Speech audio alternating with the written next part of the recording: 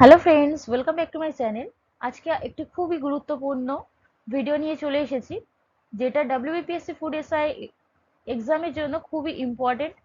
এটা short note হিসাবেই তোমরা নেবে, কারণ খুব বেশি ব্যাখ্যা আমি করিনি এখানে। খুবই শর্টে আমি ভিডিওটা তোমাদেরকে প্রোভাইড করছি, কারণ এর থেকে অনেকগুলো প্রশ্নে তোমাদের কমন আসার সম্ভাবনা আছে। এই চ্যাপ্টারটা খুবই ইম্পর্টেন্ট।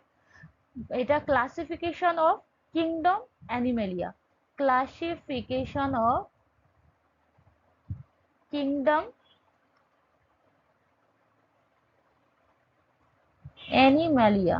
তোমরা অনেকেই আমাকে টেলিগ্রামে বলেছিলে যে এই টপিকটার উপর একটা ভিডিও বানাতে, কারণ এটা খুবই ইম্পর্টেন্ট। তাই আজকের এটা তোমরা ভালো করে দেখবে শেষ পর্যন্ত, অর্থাৎ প্রাণী রাজ্যের শ্রেণীবিন্যাস। প্রথমে আমরা জেনে নেব কিংডম অফ লাইফ, অর্থাৎ জীবের রাজ্য সম্বন্ধিত কিছু পয়েন্ট আমরা আগে দেখে নেব।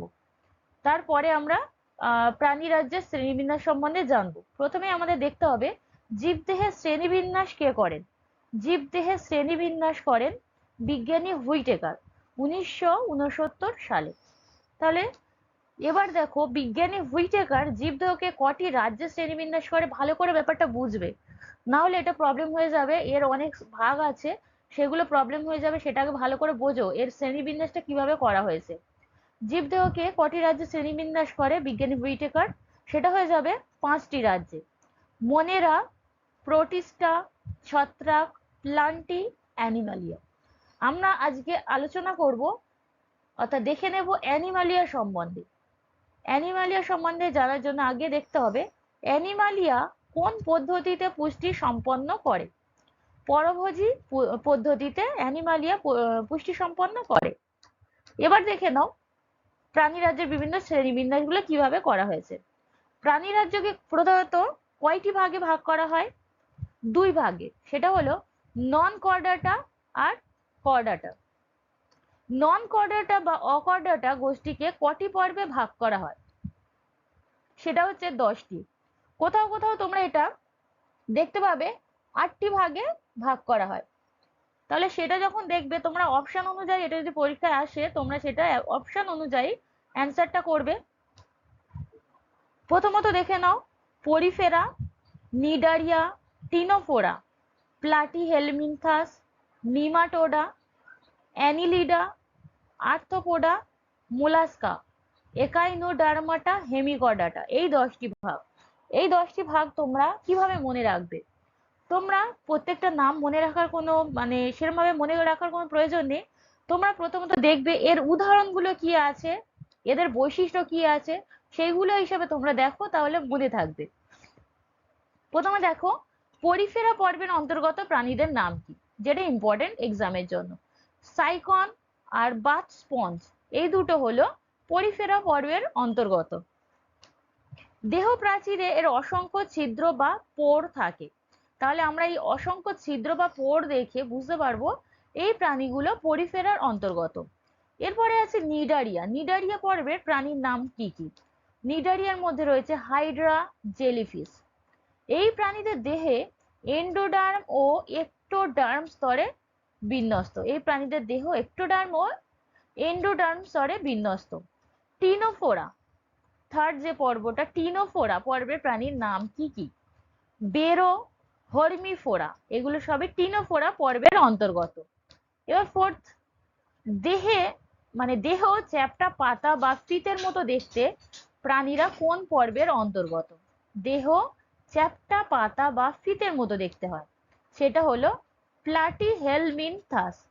প্লাটিহেলমিনথাস পর্বের প্রাণীরা চ্যাপ্টা পাতা বা ফিতের মতো দেখতে হয়। এদের উদাহরণ হলো যকৃৎ কৃমি, ফিতাকৃমি। এদের দেহ এক্টোডার্ম, মেসোডার্ম, এন্ডোডার্ম এই 3টি স্তরে বিন্যস্ত। বোঝা গেল? পরে আছে প্লাটিহেলমিনথাস পর্বের প্রাণীদের রেচন অঙ্গের নাম কি? এই পর্বের অন্তর্গত প্রাণীদের রেচন অঙ্গের নাম কি? ফ্লেম কোষ। তাহলে এইভাবে তোমরা মনে রাখতে পারবে ফ্লেম কোষটা কোন কোন প্রাণীর দেহের রেচন অঙ্গ। আমাদের রেচন অঙ্গ থেকেও পরীক্ষায় প্রশ্ন আসার সম্ভাবনা আছে। রেচন অঙ্গটা যারা এখনো করোনি তারা অবশ্যই পড়ে নেবে। এছাড়াও আমি যদি সময় পাই এক্সামের আগে আমি রেচন অঙ্গ, শ্বাস অঙ্গগুলো তোমাদেরকে শেয়ার করে দেব।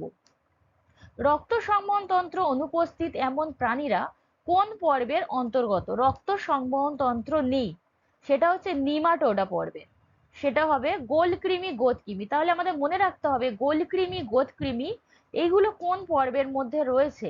নিমাটোডা। আর এদের মনে রাখতে হবে রক্ত সংবহন তন্ত্র এদের অনুপস্থিত বা নেই। কোন পর্বের প্রাণীরা অসংখ্য আংটির মতো খণ্ডক নিয়ে গঠিত হয়? অ্যানিলিডা। অসংখ্য আংটির মতো খণ্ডক নিয়ে গঠিত হয়। কোন পর্বের প্রাণীদের রেচনাঙ্গ নেফ্রিডিয়া? সেটার অ্যান্সার হবে অ্যানিলিডা পর্বের।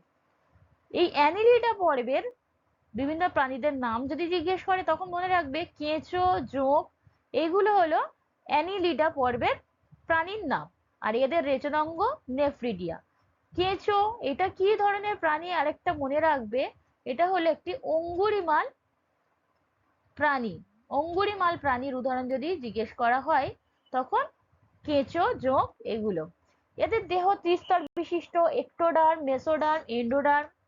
মোলাস্কার রেচনাঙ্গ, মোলাস্কার রেচনাঙ্গর নাম কি? সেটা হলো বৃক্ক বা বোজনাসের অঙ্গ। এটা খুবই ইম্পর্টেন্ট, এটা এক্সামে অলরেডি এসে গিয়েছে, মনে রাখবে। মোলাস্কা পর্বের প্রাণীর নাম কি কি? তাহলে এবার দেখো মোলাস্কা পর্বের প্রাণীদের নাম কি। জল শামুক, স্থল শামুক, ঝিনুক এগুলো মোলাস্কা পর্বে। এদের আরেকটা নাম কি বলা হয়? কম্বোজ প্রাণী বলা হয় মোলাস্কা পর্বে। একাইনোডার্মাটা পর্বের প্রাণীর নাম কি? এটাও একটা স্তর বা পর্ব। এটা পর্বের প্রাণীদের নাম হলো তারা মাছ, সমুদ্র শসা। বেশি কিছু এদের জানার দরকার নেই, যেইগুলো এক্সাম রিলেটেড শুধু সেগুলোই মনে রাখো, কারণ এখন ডিটেলসে পড়তে গেলে তোমাদের প্রবলেম হয়ে যাবে, তখন তোমরা মনে রাখতে পারবে না, আর এত টাইমও নেই। ব্যালানোগ্লসাস, স্যাক্লোগ্লসাস, স্যাকোগ্লসাস, ব্যালানোগ্লসাস প্রাণী দুটি কোন পর্বের অন্তর্গত? হয়ে যাবে হেমিকর্ডাটা। গলবিলের পাশে ইউ আকৃতির ফুলকা ছিদ্র বর্তমান এই পর্বের। মনে রাখবে পয়েন্টটি। কর্ডাটা পর্বটি কটি উপপর্বে বিভক্ত? এবার আমরা দেখে নেব কর্ডাটা। এতক্ষণ পড়লাম নন কর্ডাটা, এবার পড়বো কর্ডাটা। কর্ডাটা পর্ব তিনটি পর্বে উপপর্বে বিভক্ত: euro chordata, cephalo chordata, Vertebrata. ঠিক আছে। সারা জীবন ধরে নোটোকর্ড থাকে কোন পর্বে? সারা জীবন ধরে নোটোকর্ড থাকে। এখন এতক্ষণ যেটা পড়লাম নন কর্ডাটা, নন কর্ডাটার দেহে কিন্তু নোটোকর্ড অনুপস্থিত, তাই একে বলা হয় নন কর্ডাটা। নোটোকর্ড থাকে না তাই। এটা নোটোকর্ড থাকে কর্ডাটা পর্বে। রুই মাছ ও সোনা ব্যাঙ কোন পর্বের অন্তর্গত প্রাণী? রুই মাছ, সোনা ব্যাঙ এই দুটি কর্ডাটা পর্বের অন্তর্গত, অর্থাৎ এদের দেহে নোটোকর্ড থাকে। নোটোকর্ড লার্ভার লেজে আছে এমন কর্ডাটার উপপর্বটির নাম কি? সেটা হয়ে যাবে ইউরো কর্ডাটা। কর্ডাটা পর্বটির যে একটি ভাগ পেলাম ইউরো কর্ডা। এবার নেক্সট দেখে নেব ইউরো কর্ডাটা পর্বের প্রাণীদের উদাহরণ। অ্যাসিডিয়া, স্যালপা এগুলো ইউরো কর্ডাটা পর্বের প্রাণী। কর্ডাটার কোন পর্বের প্রাণীর দেহে নোটোকর্ড পৃষ্ঠদেশে তুণ্ড থেকে লেজের শেষ ভাগ পর্যন্ত বিস্তৃত? কর্ডাটার পর্বের বলেছে, এটার অ্যান্সার হয়ে যাবে সেফালো কর্ডাটা। অ্যাম্ফিঅক্সাস অ্যাসিমেট্রন প্রাণীদের রেচনাঙ্গের নাম কি? অ্যাম্ফিঅক্সাস, এটার অ্যান্সার হয়ে যাবে নেফ্রিডিয়া। দেহের দুপাশে ভি আকৃতির মায়োটোপ পেশি থাকে, মায়োটোম পেশি থাকে দেহের দুপাশে। কোন পর্বের প্রাণীদের দেহে মেরুদণ্ড আছে? কোন পর্বের প্রাণীদের দেহে? সেটা হলো কর্ডাটার লাস্ট যে পর্বটা রয়েছে ভার্টিব্রাটা বা ক্রেনিয়েটা, এদের দেহে মেরুদণ্ড রয়েছে। এদের সংবহন তন্ত্র বদ্ধ প্রকৃতির হয়। এদের উদাহরণ হলো কাতলা মাছ, গিরগিটি এগুলো সবই ভার্টিব্রাটার অন্তর্গত। এই পর্বে দুটি অধিশ্রেণী রয়েছে, সেটা হলো অ্যাগনাথা, ন্যাথোস্টোমাটা। Agnatha, Gnathostomata. ভার্টিব্রাটার কোন শ্রেণীর প্রাণীর মুখে চোয়াল থাকে না? এবার দেখো ভার্টিব্রাটার আবার দুটো শ্রেণী যেটা পেলাম, অ্যাগনাথা আর ন্যাথোস্টোমাটা, তাদের মধ্যে কোন শ্রেণীর প্রাণীর মুখে চোয়াল থাকে না? সেটা হয়ে যাবে অ্যাগনাথা। আর এদের উদাহরণ হলো ল্যাম্প্রে, হ্যাগফিশ। এদের দেহে বহিঃকঙ্কাল থাকে না। পরের প্রশ্ন, মিক্সিন ও পেট্রোমাইজন অ্যাগনাথার কোন শ্রেণীর অন্তর্গত? আমরা দেখলাম অ্যাগনাথার দুটো শ্রেণী আছে, অ্যাগনাথার একটি শ্রেণী আছে, সেটা নাম হলো সাইক্লোস্টোমাটা। এই সাইক্লোস্টোমাটার মধ্যে কোনো এই সরি, এটার নাম হচ্ছে মিক্সিন ও পেট্রোমাইজন। এটা একনাতা শ্রেণীর অন্তর্গত। এদের মুখ চোয়ালবিহীন, এইটা মনে রাখতে হবে, এদের মুখ চোয়ালবিহীন। আর উদাহরণটাও মনে রাখবে। ভার্টিব্রাটার কোন শ্রেণীর মধ্যে একজোড়া নাসারন্ধ্র রয়েছে? ভার্টিব্রাটার, যেহেতু ভার্টিব্রাটা দুই প্রকার, একনাতা ও ন্যাথোস্টোমাটা, এবার দুটোর মধ্যে আরেকটা ভাগ যেটা, সেটাতে রয়েছে একজোড়া নাসারন্ধ্র, সেটা হলো ন্যাথোস্টোমাটা। এদের উদাহরণ পায়রা, গিনিপিগ। এটি 6টি শ্রেণীতে বিভক্ত, সেটা হচ্ছে কন্ড্রিকথিস, অস্ট্রিকথিস, উভচর, সরীসৃপ, পক্ষী, স্তন্যপায়ী। এই 6টি যে ভাগ শ্রেণী আছে সেগুলো সবই ন্যাথোস্টোমাটার মধ্যে। পরের প্রশ্ন, কোন কোন মাছের দেহ প্লাকয়েড আঁশ দ্বারা আবৃত? এটা খুবই ইম্পর্টেন্ট প্রশ্ন। হাঙর, ইলেকট্রিক মাছ, এইগুলো প্লাকয়েড আঁশ দ্বারা গঠিত। এইগুলো সবই ন্যাথোস্টোমাটার অন্তর্গত কন্ড্রিকথিস কন্ড্রিকথিস শ্রেণীর মাছ, এগুলো মানে প্রাণী। হাঙর, ইলেকট্রিক মাছ। রুই মাছের দেহ কি প্রকৃতির আঁশ দ্বারা আবৃত? রুই মাছের দেহ সাইক্লয়েড, টিনয়েড বা গ্যানয়েড জাতীয় প্রকৃতির আঁশ দ্বারা আবৃত। এছাড়াও রুই মাছ ছাড়াও রয়েছে মৃগেল মাছ, এগুলো সবই অস্ট্রিকথিস শ্রেণীর অন্তর্গত। কোন প্রাণীদের চর্ম সিক্ত নগ্ন প্রকৃতি? এটা প্রত্যেকেই জানি, সেটা হচ্ছে উভচর প্রাণীদের। কুনো ব্যাঙ, সোনা ব্যাঙ, এরা হচ্ছে শৈশবকালে জলে থাকে এবং বয়ঃসন্ধিতে এরা থাকে, বড় হলে সোনা ব্যাঙ সরি এরা স্থলে বাস করে, তাই এদেরকে বলা হয় উভচর প্রাণী। এদের 10 জোড়া করটীয় স্নায়ু উপস্থিত রয়েছে। পরের প্রশ্ন, গোখরো সাপ, টিকটিকি প্রভৃতি প্রাণীরা কোন শ্রেণীর অন্তর্গত? গোখরো সাপ সেটা সরীসৃপ। বন্ধুরা, এর পরের প্রশ্নে যাওয়ার আগে বলে রাখি, যদি তোমাদের ভিডিওটা ভালো লেগে থাকে তবে অবশ্যই শেয়ার করে দেবে এবং চ্যানেলে নতুন হয়ে থাকলে তোমরা সাবস্ক্রাইব করে রাখবে, যাতে পরের ভিডিওটা তোমরা নোটিফিকেশনটি পেয়ে যেতে পারো, প্লাস তোমাদের সামনে ভিডিওটা আসতে পারে, এবং যাতে করে আমি ভিডিওটাকে একটু গ্রো করতে পারি এবং সবার কাছে আমার এই যে ক্ষুদ্র প্রচেষ্টা সেটা যেন সবার কাছে আমি পৌঁছে দিতে পারি। পরের প্রশ্ন দেখে নাও, এদের দেহত্বক শুষ্ক ও এপিডার্মাল আঁশ দ্বারা আচ্ছাদিত থাকে। কোন শ্রেণীর প্রাণীদের দেহ পালক দ্বারা আবৃত? সেটা হলো পক্ষী। এদের অগ্রপদ ডানায় ও চোয়াল চঞ্চুতে রূপান্তরিত হয়।